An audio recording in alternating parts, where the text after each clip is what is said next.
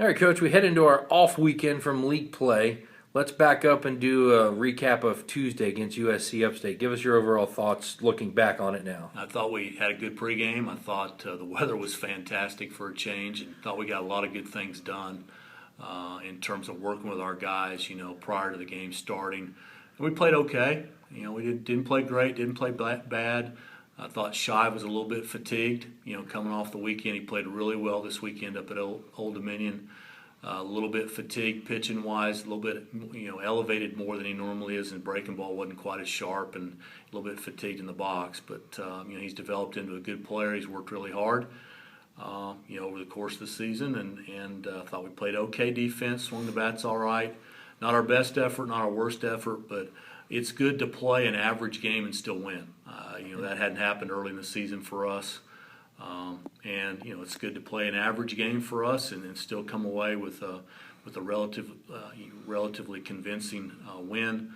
And I thought Upstate played pretty well. The guy that they threw pitched pretty well. They're always well coached. We always enjoy playing those guys because they make us get better and help us get better as the year goes on.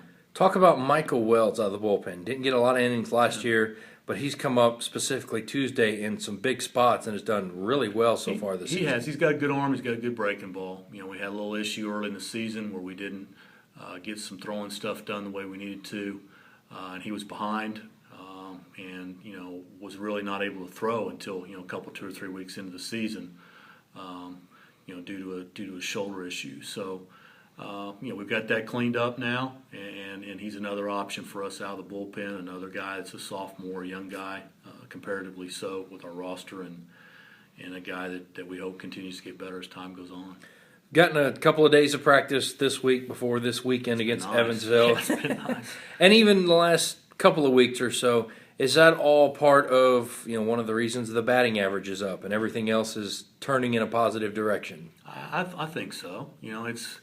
Again, we've talked about it, about the number of practice days and pregame days we've lost, and it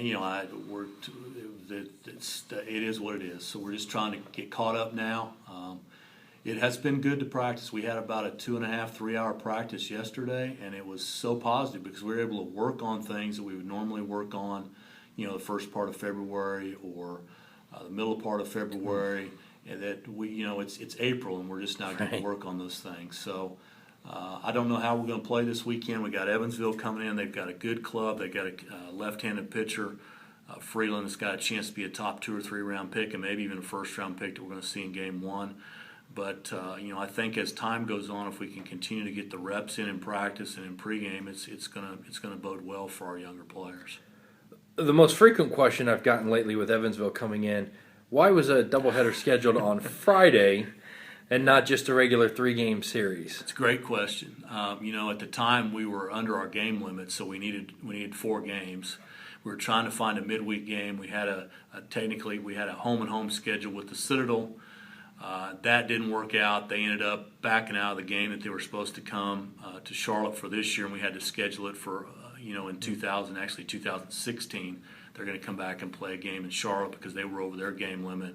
So there was several things that were happening there, several things that we were dealing with scheduling-wise, and Evansville needed the games, and we decided to go ahead and play 4.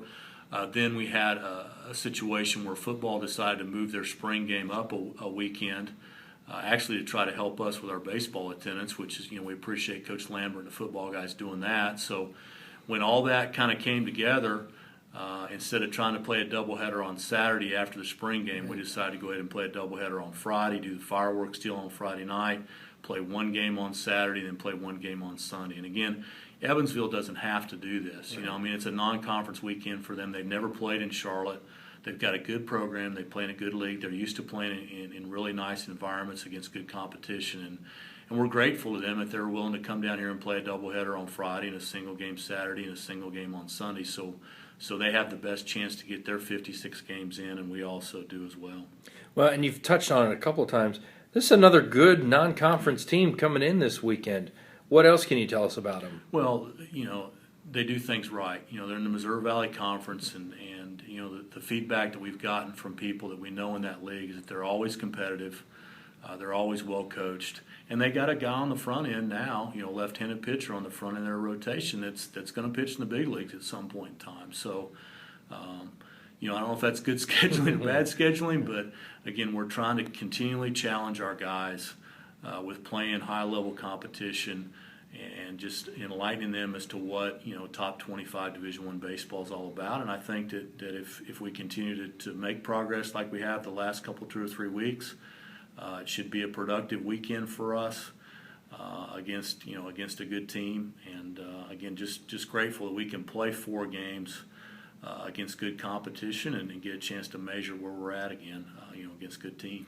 What goes into the scheduling process? A lot of fans don't realize what it takes and how far in advance schedules are put together. Well, there's a lot of manipulation, and we've never been one to manipulate the schedule to try to figure out a way to get our number 1 pitcher against somebody else's number 4 pitcher or whatever. We've never done that.